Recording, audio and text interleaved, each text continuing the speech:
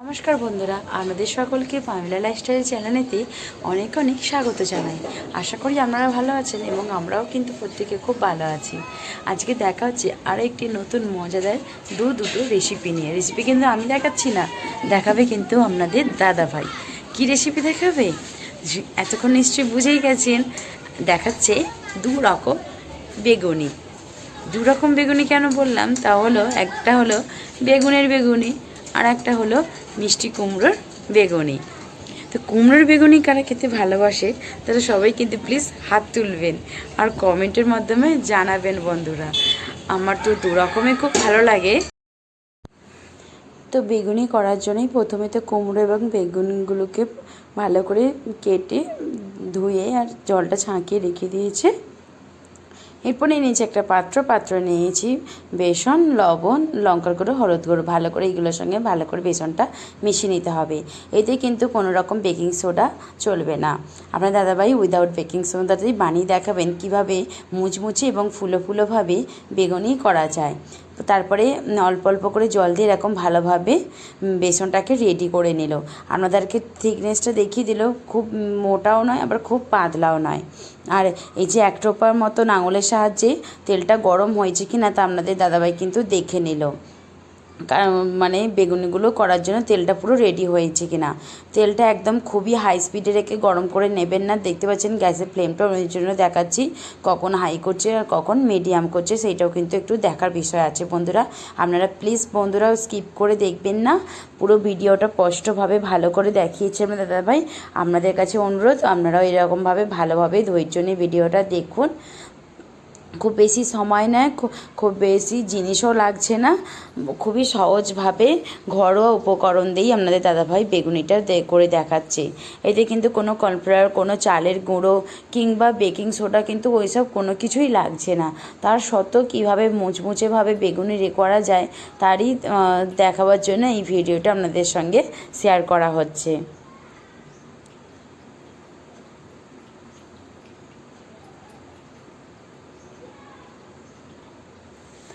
আর দু রকম বেগুনির মধ্যে আমি প্রথমে তো বললামই যে আমার দাদাভাই না কুমড়ো বেগুনি খেতে খুব ভালো লাগে। আর অনেকেরাই আছেন দেখবেন এই সময় যেহেতু কুমড়োটা খুবই পাওয়া যায়, কুমড়ো বেগুনি খেতে কিন্তু অনেকেরাই আমাদের বাড়িতে পছন্দ করে। তো তারাও কিন্তু এইভাবে বানাবেন। আমাদের এই ভিডিওটা দেখলে তাদের কিন্তু বানাতে খুবই মানে সুবিধা হবে। মনে আর কোনো প্রশ্ন থাকবে না যে কুমড়ো বেগুনি কীভাবে মুচমুচেভাবে বানানো যায়। অনেকেরা দেখবে সোডা জিনিসটা তো সব কিছু খেতে ভালো লাগে না খেতে, আর তাই জন্য উইদাউট সোডা কিংবা চালের গুঁড়ো বাড়িতে সবসময় রেডি থাকে না। হয়তো কখনো মনে ইচ্ছা গেল একটুখানি করে কিছু খাবো, কিন্তু চালের গুঁড়ো থাকে না। মুচমুচে ভাবটা তখন মাথায় আসে যে মুচমুচেও খেতে হবে।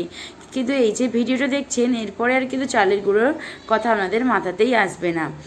আপনারা এইভাবেই বানিয়ে নিতে পারবেন শুধুমাত্র বেসন দিয়েই। একটার পর একটা আপনাদের দাদাভাই দেখতে পাচ্ছেন এত সুন্দরভাবে ফুলছে।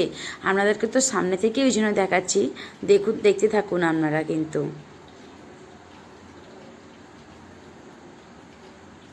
আর এই যে যখন ও মানে বেসনটা যখন ডোবাচ্ছে বেগুনটা, মোটা যে একটা মানে ডুবিয়ে কিন্তু ওই যে গাটা যে থাকছে গাটা দিয়ে মতন একটুখানি হালকা করে যেমন চেঁচে মতন নিলে না গাটা দিয়ে গড়িয়ে নিচ্ছে আর কি বেগুনটা।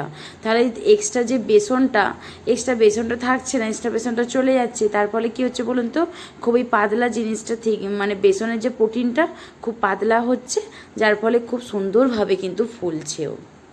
এই দেখুন আপনাদের সামনে কিন্তু ওই জন্য তুলে এইটা দেখালো।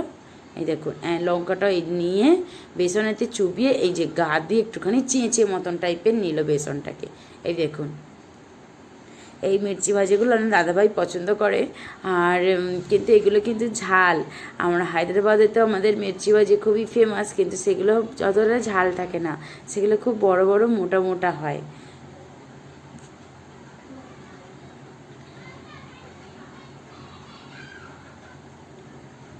একে একে কুমড়ো, বেগুনের এবং মির্চি তিনটেই করে নিল।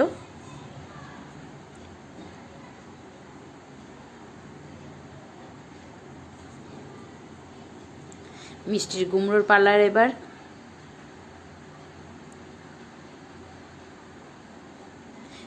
এখন তো বন্ধুরা রমজান মাস চলছে, যে সকল আমার বন্ধু এবং বান্ধবীরা রমজান রেখেছেন তাদেরকে অনেক অনেক সুস্থতা কামনা করি। আপনারা ভালো থাকবেন, অভিনন্দন।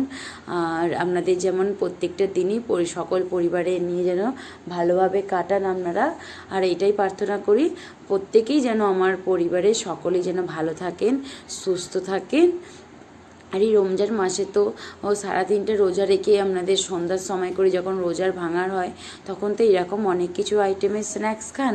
তো বেগুনটা একবার চেষ্টা করে দেখবেন। অনেকেরাই জানি হয়তো করেন, ঠিক মুচমুচে ভাবটা আনতে পারেন না, ভালো লাগে না খেতে, কিন্তু গরম গরম এইভাবে মুচমুচে ভাব আনার জন্য তা কিন্তু আমার ভিডিওটা দেখলে তা আপনাদের কিন্তু সবই ডাউট কিন্তু ক্লিয়ার হয়ে যাবে। আশা করি আপনারাও বাড়িতে বসে এরকমভাবে ভালোভাবে বেগুনি উপভোগ করতে পারেন পরিবারের সকলকে নিয়ে।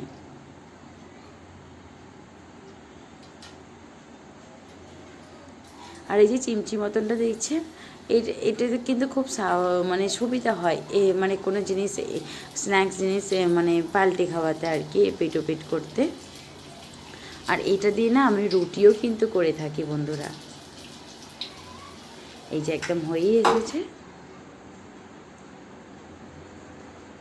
দেখতে পাচ্ছেন জানলার ওপার থেকে কিন্তু আমি আছি, আমার কোলে মেয়ে আছে। মেয়েটাকে নিয়ে একটু ভাবলাম বাইরেটা করে বেরোই, পাপাকে দেখাই যে এই দেখো তোমার পাপা কি করছে। এই দেখো,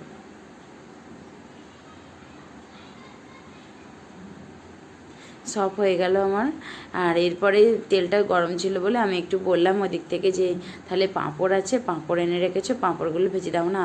আগের দিন খেয়েছিলাম তো এত সুন্দর খেতে লাগছে, আবার যেন মনে হচ্ছে আরও ভেজে দাও না, বেশ খাবো, বেশ ভালো লাগবে। আর এই তো এখন বেগুনিগুলো হলো, এরপর তো চা করব, চা দিয়ে বেশ পাঁপড় ভাজা বেগুনি জমে যাবে কিন্তু একদম।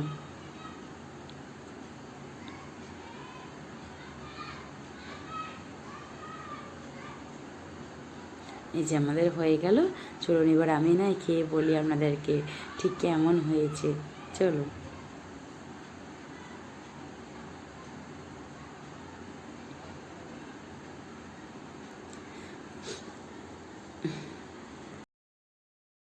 তারপর অনেক তো গরম তেল ছিল, তা বললাম যে একটুখানি পাঁপড় ভেজে দাও, বলে পাঁপড় ভেজে দিল। আর এই যে এখন গরম গরম বেগুনি খাচ্ছি, ওপর দিক দিয়ে বিনুন ছড়িয়ে দিচ্ছে। আর এই দেখুন কুমড়োর বেগুনিটা কতটা সুন্দর লাগছে, দেখতে পেয়েছেন? এই দেখুন, আমি আবার একটুখানি ভেঙে আপনাদেরকে দেখিয়ে দিলাম। তো খেতে তো খুবই সুন্দর লাগবে।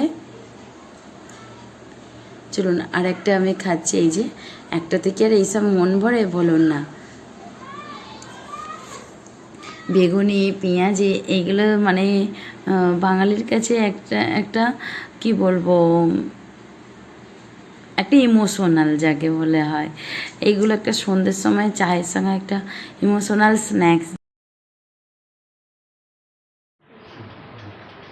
তো ওই যে ওপর থেকে বিনুন দিয়েছে, খেতেও জাস্ট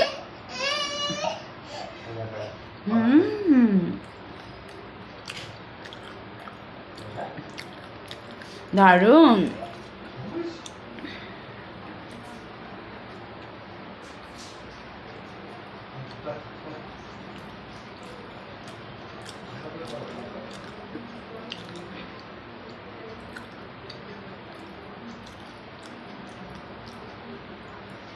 এটা বেগুনি। চলুন এবার এটা খেয়ে দেখা যাক কেমন টেস্ট হয়েছে এটাও।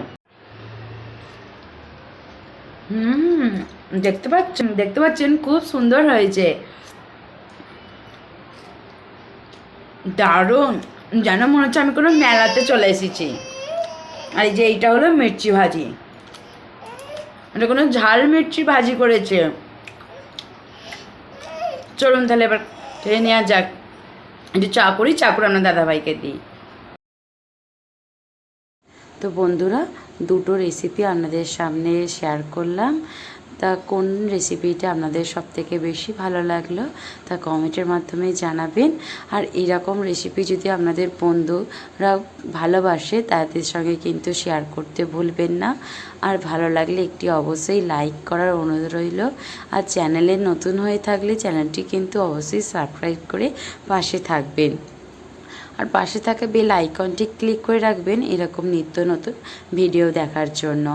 তো আজকের মতন বিদায় নিচ্ছি বন্ধুরা, আপনারা ততক্ষণ ভালো থাকবেন, সুস্থ থাকবেন, আর এরকম ভিডিও দেখার জন্য আমার চ্যানেলে কিন্তু সর্বদা জুড়ে থাকবেন। ততক্ষণ দেখার জন্য আপনাদেরকে অনেক অনেক ধন্যবাদ। তো বাই বন্ধুরা, আর আমার ঈদের আগাম শুভেচ্ছা যারা আমার বন্ধু বান্ধবীরা আছে আমাদের পরিবারের তরফ থেকে আপনাদের জানাই ঈদের আগাম অনেক অনেক শুভেচ্ছা। ভালো থাকবেন, সুস্থ থাকবেন।